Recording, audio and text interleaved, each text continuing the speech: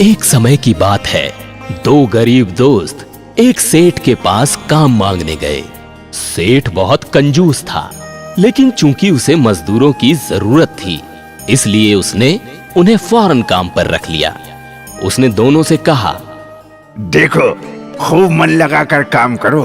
पूरे साल काम करने पर साल के अंत में मैं तुम दोनों को 12-12 स्वर्ण मुद्राएं देने का वचन देता हूँ। लेकिन ध्यान रखना कि अगर तुमने काम ठीक से नहीं किया या किसी आदेश का पालन ठीक से नहीं किया तो उसके गलती के बदले में 4 स्वर्ण मुद्राएं मैं तुम्हारी तनख्वाह से काट लूंगा। दोनों दोस्तों ने सेठ की शर्त मान ली और पूरे साल कड़ी मेहनत की। दौड़ दौड़ कर सारे काम करते और सेठ के हर आदेश का पालन करते। इस तरह पूरा साल बीत गया। अब दोनों सेठ के पास जाकर बोले, सेठ जी, आज हमें आपके पास काम करते हुए पूरा 1 वर्ष बीत गया है। अपने वचन के अनुसार आप हमें हमारी तनख्वाह यानी 12-12 स्वर्ण मुद्राएं दे दें। सेठ कंजूस तो था ही, कुटिलता से हंसते हुए बोला, अभी साल का आखिरी दिन पूरा नहीं हुआ है और मुझे तुम दोनों से आज ही 3 और काम करवाने हैं। इसके बाद मैं तुम्हें तनख्वाह दे दूंगा। सेठ की बात सुनकर दोनों हैरान थे, पर कर भी क्या सकते थे। सेठ ने 3 काम बताने शुरू किए। छोटी सुराही में बड़ी सुराही डालकर दिखाओ। दूसरा काम ये है कि दुकान में पड़े गीले अनाज को बिना बाहर निकाले सुखाओ। और तीसरा काम ये है, मेरे सर का सही सही वजन बताओ। ये सुनते ही दोनों ने कहा, ये तो असंभव है। सेठ की चालाकी काम कर गई। उसने कहा, ठीक है, अगर ये तीनों काम असंभव हैं, तो यहाँ से चले जाओ।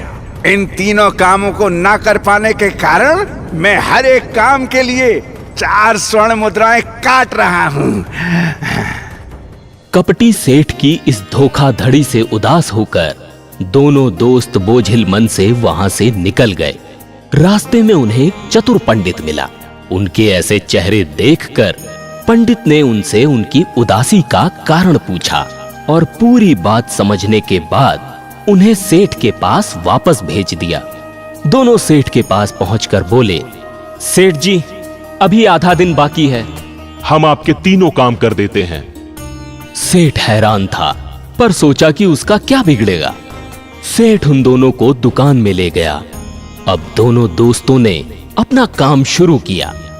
सबसे पहले उन्होंने बड़ी सुराही को तोड़ तोड़ कर उसके टुकड़े कर दिए और उन टुकड़ों को छोटी सुराही में डाल दिया। सेठ मन महसूस कर रह गया, लेकिन कुछ कर नहीं पाया। इसके बाद दोनों ने गीले अनाज को दुकान के अंदर फैला दिया। ये देखकर सेठ हंसते हुए बोल पड़ा, सिर्फ फैलाने से ये कैसे सूखेगा? इसके लिए तो धूप और हवा चाहिए।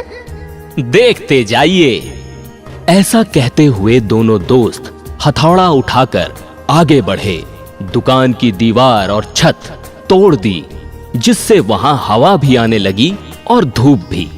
उन दोनों क्रोधित दोस्तों को सेठ और उसके आदमी देखते रह गए, लेकिन उन्हें रोकने की हिम्मत किसी में नहीं हुई।